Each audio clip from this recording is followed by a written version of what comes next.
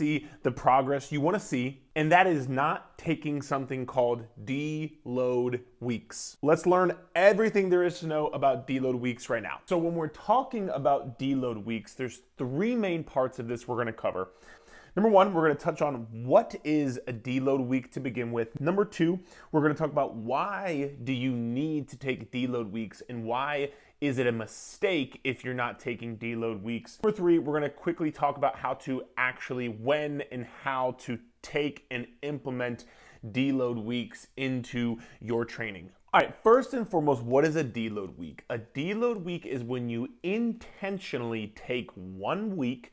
So let's say, for example, in that week, you do 4 workouts per week, usually, however many, whatever your workout split is. During that week, you are going to intentionally back off of the volume and the intensity that you are doing. What do I mean by volume and intensity? Well, let's just say, for example, on a regular week, let's just take squats as an example. You normally do 3 sets of 8 reps at 100 pounds. And again, that's on a regular week. Those 3 sets, those 8 reps, that 100 pounds, that is you pushing very close to failure. Let's say, for example, you get done your set and you're like, man, that was really difficult. I maybe could have done like 1, 2, or 3 more reps if I really tried. If you watched my previous video on muscle building mistakes, I can link that up here if you'd like. I talk about that RIR, which is your reps in reserve. On a regular week, you want to be going 1, 2, or 3 reps shy of like truly failing at a workout, at an exercise. So that's on a regular week. On a deload week, let's say you're doing the same exercise, you're still doing squats, just as an example. Now you're doing 3 sets of 6 reps at 85 pounds. You're like, wait a minute, I can do way heavier. I can do more reps. I understand that. But during a deload week, you are intentionally backing off of the intensity. That is how much weight you are actually lifting. So again, if you're lifting 100 pounds, let's say you're now doing 3 sets of 6 at 85 pounds. So you've backed off the intensity and you've backed off the volume because you were doing 8 reps and now you're doing 6 reps. This is just one example of what a deload week would look like. Because again, intentionally, you're not going as close to failure. Intentionally, you're not pushing yourself as hard. You're not lifting as heavy of weight. You're not doing as many reps. And we're gonna talk about why you're doing that, because you're probably like, Eric, what the hell? In my workouts, I'm supposed to push myself. I thought I was supposed to go hard and go balls to the walls and all these great things. You are, but stick with us a little bit later in the video. We'll talk about why you need this deload week. But that's what it is. You're intentionally not pushing yourself, not going as close to failure. Now, people often ask me, how much weight should I back off? How many reps should I back off? Usually speaking, you'd like to back off of the weight and the volume, so how many sets and reps you're doing, or you'd like to back off by 10 to 20%. So again, let's just say, for example, you were doing 3 sets of 8 reps at 100 pounds. If you're now doing 85 pounds, you've roughly backed off 15% on the intensity right there, because you're blocking off 15 pounds. And then again, you're dropping a rep or 2. So you're dropping the intensity and dropping the volume. Most people think you're doing something wrong when you're doing this. You're not, and we're going to talk about why right now. So let's talk about why you're going to need to take a deload week and why they're actually beneficial to you seeing more progress. Because again, you probably think like, this doesn't make any sense. I thought I was supposed to push myself in my workouts. I thought I was supposed to lift heavy, go close to failure, all these great things. You are, but here's the deal. There's a 3-step process that your body has to go through in order to actually make an adaptation, make a change. And that's what you're trying to see. The adaptation is you getting stronger, is you building muscle, is you changing your body. That's the adaptation, the change you're looking to make. But before you can get to that adaptation, you have to first and foremost put a stress that is great enough on your body to actually elicit this adaptation response, right? So the stress is you working out. And again, I say it needs to be significant enough because if 6 months ago you're lifting 10 pounds for 3 sets of 10 reps, and today you're still lifting 10 pounds for 3 sets of 10 reps, that is not significant enough. Your body has no reason to adapt because it already adapted. It already pushed through that. It already responded to that. That was the stress. You adapted to it. And then if you just keep doing the same thing, you're not going to see any change, which is why it's important to work on things like progressive overload, which I also talk about on this channel if you want to take a peek at it. But you put a stress on your body that's great enough to elicit the adaptation. Then, before you can get to the adaptation, you need to recover from the stress. Because if you don't recover from the stress first, you will not be able to make it to that final step, the final stage of this process, which is the adaptation. Because what's going to happen is you're going to put a stress on your body. You're not going to be able to recover from the stress, which means this initial stress, it's still here. Your body hasn't adapted to it. It's not recovered to it, which means it's not adapting to it. So what's going to happen over time is you just keep adding stress, keep adding stress, keep adding stress. You never recover from that stress, and then you can't ever see change. You can't ever get the adaptations, and essentially you burn out. It's almost like if you were driving your car and you just put your foot down on the gas pedal as hard as you could 24/7. Eventually, what's going to happen? The engine is going to rev too high, your RPMs are going to rev too high, and your engine is going to fucking stall out. It's going to explode. It's going to burn out. That's the same thing that essentially happens with your body if you don't take intentional deload weeks. Start to notice this when, like, if you're somebody who, like, you consider yourself to work out pretty hard, and then, you ever get to the point where you're kind of just like, you're exhausted, you're tired, you're run down, maybe you're a bit more moody, maybe your sleep is taking a bit of a hit, maybe you're somebody who, like, you actually look forward to doing your workouts, but you have not been looking forward to doing your workouts.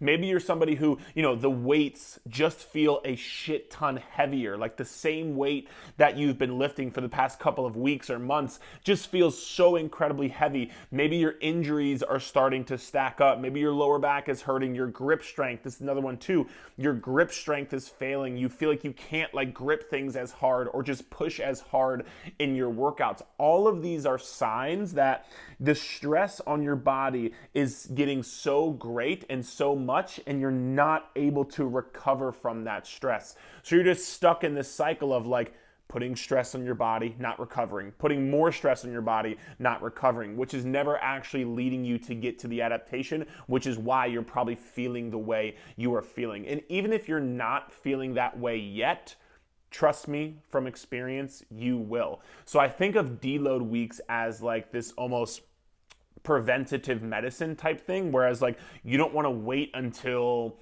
you get high blood pressure or diabetes or cholesterol or have a heart attack or whatever it is. You want to, like, work out and eat right and do all these things to prevent those things from happening, right? A deload week is essentially the same thing. You're trying to prevent yourself from getting to that point where you're not seeing progress, because what's going to happen is you are going to, like, it's called overreach. You're going to overreach, which is where you put a ton of stress on your body. But then if you can't recover, it's going to take you a week, 2 weeks, 3 weeks, 4 weeks sometimes to get back to the point where your body can actually start to recover again and make progress. But that 1, 2, 3, 4 weeks, if you just would have taken a deload week as you properly should, which you'll learn how to at the end of this video, if you would have just taken a deload week, then you would have been good. You wouldn't have had wasted 1, 2, 3, 4, 5 weeks just continuing to push and not see any progress. So what we do here is we take the deload week to have something called a super compensation effect. What is this super compensation effect? Again, I want you to think about, like, week 1, you're working out really hard. Week 2, you're working out really hard. Week 3, you're working out really hard. Week 4, you're working out really hard. You're building up this stress because you're adding more, you're doing more weight, you're doing more reps, you're pushing yourself. The stress is building, building, building, building. It's going this way, right? You can't just go this way forever. Again, much like your car, you can't just push down on the gas pedal forever and it'll just be fine. Eventually, this is gonna turn to that, and you're gonna not see progress. It's almost like a bell curve. You're going up, you're seeing progress, but then there's a point where there's a cliff fall off. There's a point of diminishing returns. So with this deload week, what'll happen is you're pushing, adding stress. Then you intentionally don't add as much stress. You don't push yourself as hard. You back off the intensity, you back off the volume. So this week, you're not adding stress because you're letting that stress level come down. The recovery part of your body is going to be able to have this super compensation effect, because I want you to think of it like this. There are two sides to the equation, right? You have your ability to recover, which is called your recoverability. So you have your ability to recover, and then how much stress you're putting on your body. Like we just said, the more you work out, the more you push yourself, the more that stress is going to rise. So let's say, for example, weeks 1, 2, whatever the case may be, early on, your recoverability is up here, and the level of stress that you're placing on your body is down here. Cool. You have this portion right here, essentially from right here to right there, you have the ability to recover. You're good. Now, let's say over time, what happens is, again, you continue to work out, you push yourself, so on and so forth, then you add a little bit more stress, okay? Now that gap has shortened. Then let's say, again, you continue to work out, you add more stress. Well, now you're even. The recoverability and your stress is now even. Then, let's say if you don't take a deload week, you add more stress. Well, what happens? Now you have more stress than you do the ability to recover. This is how, like I talked about, you're gonna end up stalling out, you're gonna end up not making progress, you're gonna end up feeling lethargic, exhausted, not wanna work out, getting weaker, losing strength, that kind of stuff. It's because you're putting too much stress on your body that your body can't recover from. So what happens is, let's say we take away this part right here. We're taking this away now, and you're pretty much even with your stress and your recoverability. Let's say you take that deload week. What's gonna then happen is you're essentially going to reset your stress levels, because during your deload week, you don't keep adding stress. Now the stress comes back down, and your recoverability, you have so much more ability to recover, you're gonna have what we call the super compensation effect. We can use this week to overly recover. We can use this week to really super compensate because, we don't have as much stress this week. So we can fully recover. That's during the deload week. And then what happens? Now you have plenty more room to be able to recover. And so you can push hard again because the stress has gone down. You have recovered from that stress. You're back to the point where, remember that 3-step process: stress, recovery, and then adapt. You're back to the point where you can recover from the stress, which means you can adapt. But again, it's not just one linear line. You can't just keep doing more. You have to go, if we're drawing a line and we have a graph, if this is our ability to adapt, right? It's almost like you're going up, stalling for a bit, going up, stalling for a bit, going up, stalling for a bit. That's the process. It's not just one. Let me change colors so I can make this a bit more hitful. That's not even a real fucking word, but let me make it a different color. It's not just one straight line up. That'd be nice, but if that was the case, we would all just be like lifting cars and houses with one hand. Like, that's not possible, right? So this right here in the red, you're going up a little bit and then you're kind of like deloading, going up a little bit, deloading. That's how you can make long-term progress. Now, if you don't take a deload week, what's going to end up happening is you'll go up and then you'll just go down. And you just keep going down because you just simply can't recover from what you are doing. So that is why we take deload weeks, to recover, fully recover, and then be able to push more and make more progress. So again, it's probably a different concept for you to think about, like, what do you mean I shouldn't lift as heavy and I shouldn't push myself as close to failure? If you want to see the best long-term progress, not just in a month or 3 months or 6 months or a year or 5 years, I'm talking the rest of your life. If you want to make the most progress over the long haul, taking the deload week is the best way to go about doing that. All right, now let's talk about actually when and how to be taking your deload weeks. So this is what I do for all of our clients. I've taught all my coaches this, and this is what we do inside of the Clubhouse. I'm like pointing to my breast right here because I had my shirt on. I have my Clubhouse shirt on. My Clubhouse is just my training program where every single month you get new training programs. You know, I tell you how many reps to do, how many sets to do, exercises, all that good jazz. So this is exactly what I do in my programming. So I'm not like holding out secrets on you here. This is what I do. Every 4 to 5 weeks, we are taking a deload week. Again, I have found this to be the sweet spot where you don't need a deload week until probably about 3, 4, 5 weeks of pushing yourself very hard. But if you go past that 4, 5, 6 week mark, that's when you're gonna get to that point where you kind of fall off that cliff and you have that point of diminishing returns, and you end up feeling exhausted, tired, fatigued, moody, losing strength, can't lift as heavy, can't push yourself as hard. I've seen this with myself, but I've also seen this with literally thousands of clients that I've coached by this point who have ran through our coaching program, our Clubhouse, all of that stuff. So every 4 to 5 weeks is that sweet spot. Now, I personally combine this with a new program. So I talked about in the Clubhouse, every month we get a new program. So let's just say it's 4 weeks. What'll happen is this. The first week of a new program, what are you doing?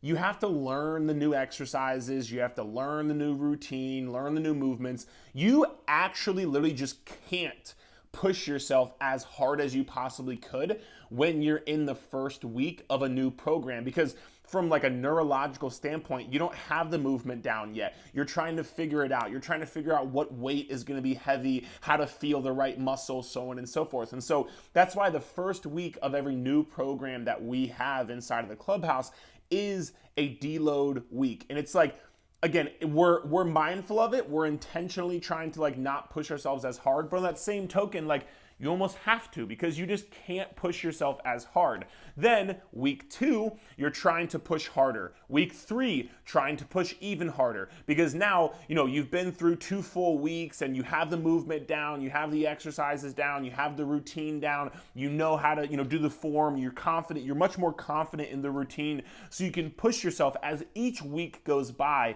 you can push yourself a lot harder because you're more confident in what you're doing. So week 2, you're pushing. Week 3, you're pushing. Week 4, this is your 4th week on it. You've been really pushing hard. You've been really pushing yourself in the workout that you've been doing. So week 4, you're like going balls to the walls. And then at week 5, you get a new program. That's week 1. That is your deload week. So, and again, some months are 5 weeks, whatever, but that's the concept. You push hard for it, like I just explained to you. You push hard for a tad, you push hard for a couple weeks, and then you deload, you push hard again, you deload. This is, in my opinion, the best way to go about doing it, because this is how you can line it up with how often you're changing your exercises, which, yes, I am a fan of changing your exercises roughly every 4 to 8 weeks, changing your workout program every 4 to 8 weeks. I've done a video on why on this channel as well if you want to check it out. But this way it lines up with that, and like I said, it prevents you from having that like bell curve where you fall off the cliff and you start to see that point of diminishing returns where, again, you're getting exhausted, you're losing strength, you can't push yourself as hard, your sleep is down the gutter. I don't want you to get to that point.